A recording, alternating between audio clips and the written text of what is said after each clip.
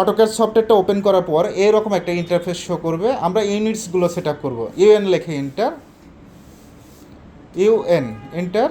ইউএনটা হলো drawing units, type থেকে architectural click করো, প্রিসিশন থেকে 0 ফিট 0 ইঞ্চি, ওকে দাও।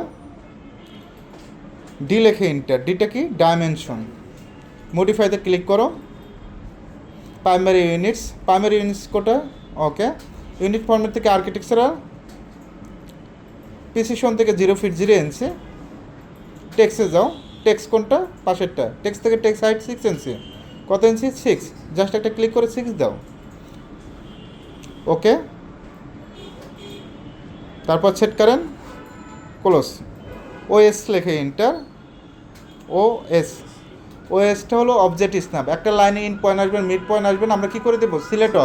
সিলেক্ট অল, ওকে। অটোক্যাডের ডিরেকশন দুইটা, একটা এক্স একটা ওয়াই।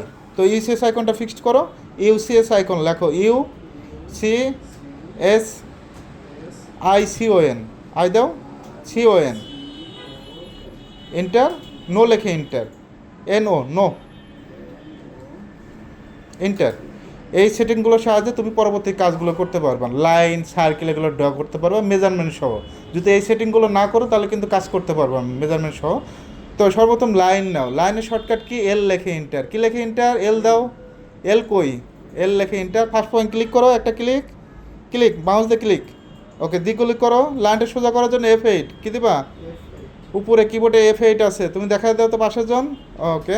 উল্লেখ করো মাউস দিয়ে, ওকে। 5 ফিট 5 দাও।